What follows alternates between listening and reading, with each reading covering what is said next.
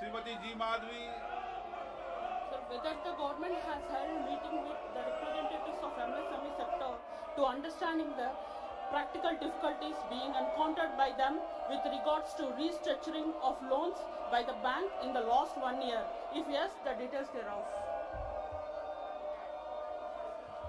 So this is a question again related to MSMEs and the payments which are due to them, and also the restructuring which the RBI has also been very active in, that they have come up with a scheme where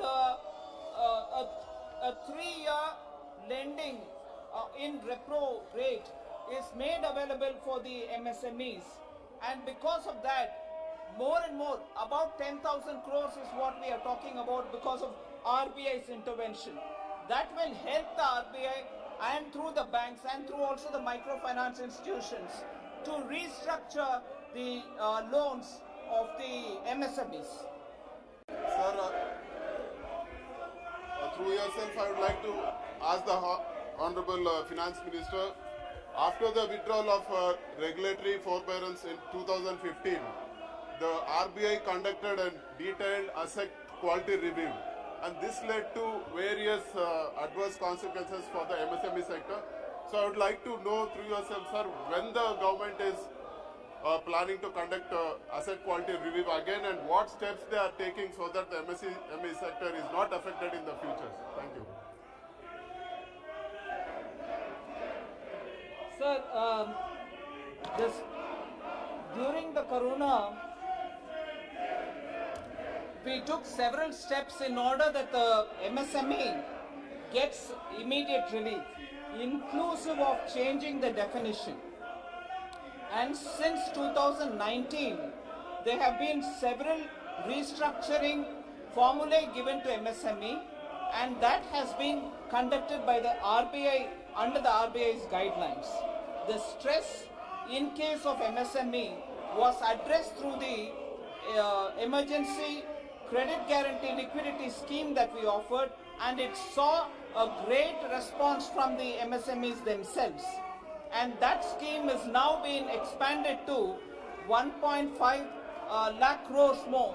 Therefore, what was 3 lakh up to 3 lakh crores given as a security, a guaranteed loan, now has been expanded by another 1.5 lakh crores. So up to 4.5 lakh crores guarantee is being given without security to give further liquidity through term loan or through working capital for the MSMEs.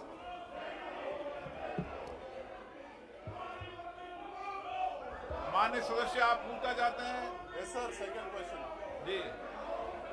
Sir, through yourself, I would like to know from the Honorable Minister that for issues where payments are pending from the government, be it the central government or the state government, the MSME or the small people who are doing the government works are asked to pay the GST without actual realization of the money. So this is leading to serious financial crunch for the companies, and their inability to pay when the payment is pending from the government, and their inability to pay the GST is leading to a lot of penalties and cases. So I would like to know from the Honorable Finance Minister, for instances where payments are pending from the government, is there any proposal from the government where they are exempted from paying the GST? Because if the government himself is not paying the GST and just the billing is done, so I think it is not wise to ask the MSME or the people who have done the government contracts to pay the GST. Thank you, sir. Sir, Honorable Member has raised a very important issue, sir. The issue of government dues to the MSMEs is a very critical issue, and the MSME ministry, I remember Honorable Minister Gadkari ji also speaking to me about it with great concern. I have over last year 2020 reviewed it from the point of view of central government and the various departments which owe money to the MSMEs, inclusive of public sector undertakings. We have made sure that the standard as per rule 45-day be not crossed and all dues be paid from the government side for the MSMEs. More importantly, the TREADS platform, where these MSMEs payments can be discounted if they are on the platform, is very actively encouraged by us. Of course, as regards GST, it is the GST Council which will have to take a response and a call on how they would want the states also to get into this scheme of things, so that MSME and their dues, because when we say government dues, they are not just central government's dues, they are not just central government public sector undertaking dues, they are also dues from state governments and state-owned public sector undertakings. So as far as the central government, we have taken this position that any pending payment will have to be given within 45 days, and I'm personally monitoring it.